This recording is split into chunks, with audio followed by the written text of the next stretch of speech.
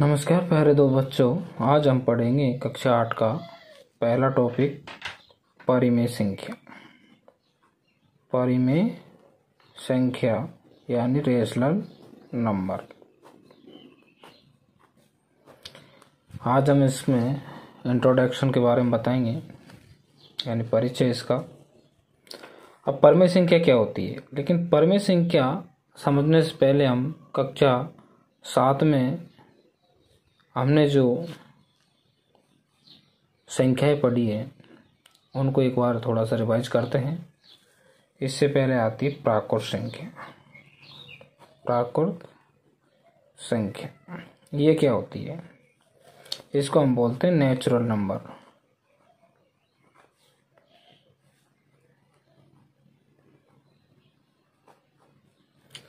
ये होती है प्राकृत संख्या। अब ये क्या होती है? ये वे संख्या होती है जिनसे हम वस्तुओं की गिनती करते हैं। कैपिटल एन से इसे दर्शाया जाता है। ये वे संख्या होती है जिनसे हम वस्तुओं की गिनती करते हैं, अर्थात अपन कहे जो 1 से प्रारंभ होती है और कहाँ तक चली जाती है? अनंत तक चली जाती है। 1 2 3 4 डॉट डॉट डॉट कहाँ तक चली जाएगी? अनंत तक। ये होती है प्राकृत संख्या। समझ गए दोस्तों? प्राकृत संख्या है जो 1 से शुरू होकर कहाँ तक चली जाती है? अनंत तक। 1 2 3 4 5 लगातार अनंत तक संख्या जाती है, प्राकृत संख्या होती है। अर्थात हम कह सकते हैं दूसरे शब्दों में जिनसे हम वस्तु गिनती करते हैं। कोई वस्तु को हम गिनती तो 1 से शुरुआत करते हैं, यानी 1 से प्रारंभ होकर अनंत तक चली जाती है। ये होती है प्राकृत संख्या। इसके बाद में आती है पूर्ण संख्या। पूर्ण संख्या जिसे हम कहते हैं बहुल नंबर। ये क्या होती है? अगर हम प्राकृत संख्याओं का जो समूह है, प्राकृत संख्या 1 2 3 4 डॉट डॉट कहाँ तक चल जाएगी? अनंत तक। अगर इसके अंदर,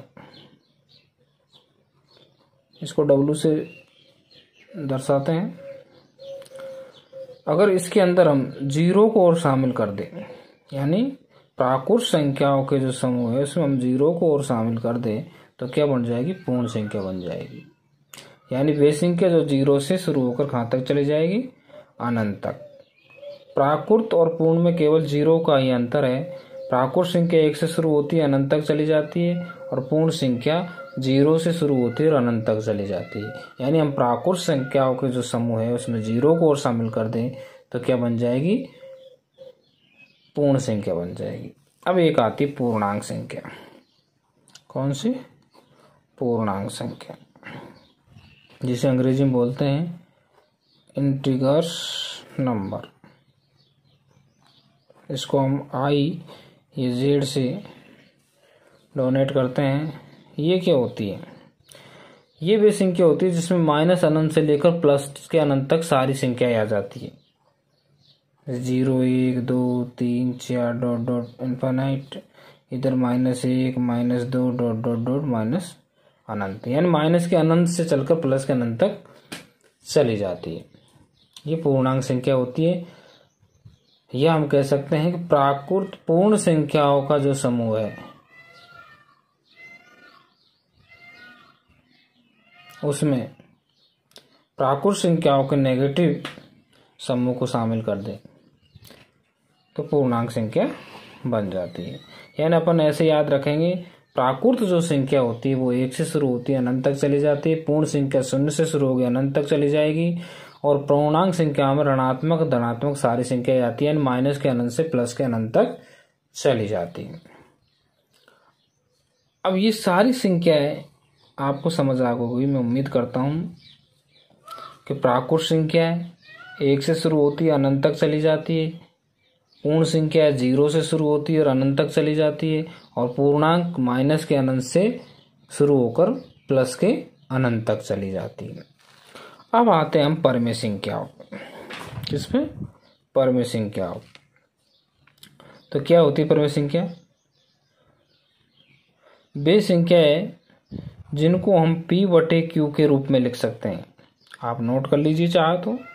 वे संख्या जिनको हम p बटे q के रूप में लिख सकते हैं जहां p और q पूर्णांक संख्या है और q नॉट इक्वल टू क्या है 0। यानी वे संख्या जिनको हम p बटे q के रूप में अर्थात भिन्न के रूप में लिख सकते हैं जहां p और q पूर्णांक संख्या है और q नॉट इक्वल टू 0 है। यानी p और q पूर्णांक संख्या हो सकती है।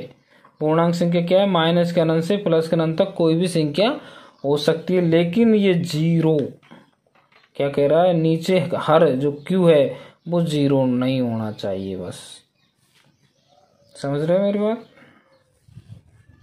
ये 0 नहीं होना चाहिए।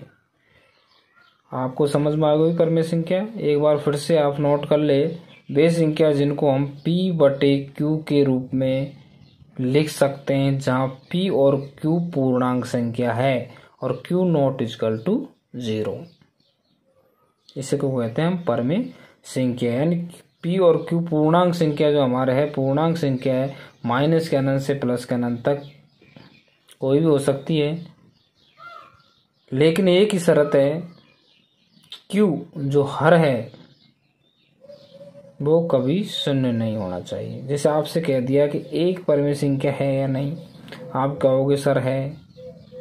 यानी आपको ये ध्यान रखना है, सारी प्राकृत संख्या, सारी पूर्ण संख्या, सारी पूर्णांक संख्या सब क्या है? परमेय संख्या है। क्या है? सब परमेय संख्या है। जैसे अपन को पूछ लिया एक परमेय संख्या है तो है, क्योंकि प्राकृत संख्या है एक। तो इसको क्या लिख सकते हैं? 1/1 लिख सकते हैं, बटे के रूप में लिख सकते हैं। आपसे कह दें कि 2/3 परमेय संख्या है, बिल्कुल है, क्योंकि इसको p बटे q के रूप में लिख रहे हैं। p बटे q के रूप में लिखी जा रही है, परमेय संख्या है। आपसे कह दिया जाए कि 2/0 परमेय संख्या है या नहीं, तो 2 तो पूर्णांक है और q भी 0 भी पूर्णांक है, लेकिन एक शर्त थी कि यहाँ q जो हर में 0 नहीं होना चाहिए, क्योंकि इसको हम परिभाषित नहीं कर सकते। ये क्या नहीं है? परमेय संख्या नहीं है। आपसे कह दिया जाए कि 0 परमेय संख्या है या नहीं, बिल्कुल है, क्योंकि p तो 0 हो सकता है, q नहीं हो सकता। क्योंकि 0 को तो हम क्या लिख सकते हैं? 0/1 भी लिख दो, 0/2 भी लिख दो, कुछ भी लिख दो, 0 0 ही होता है। अपन को तो q नॉट इक्वल टू, यानी हाँ, इसका हर कभी 0 नहीं होना चाहिए। आपसे कह दे -71 क्या परमेय संख्या है? बिल्कुल है। तो अपन को ये पता है कि सारी प्राकृत संख्या, पूर्ण संख्या, पूर्णांक संख्या सभी परमेय संख्या है, केवल 0 नीचे नहीं होना चाहिए, यानी हर में 0 नहीं होना चाहिए, q का मान 0 नहीं होना चाहिए। ये होगी हमारी परमेय संख्या। अब हम परमेय संख्या को कुछ गुणधर्म पढ़ेंगे जो अगले वीडियो में देखेंगे।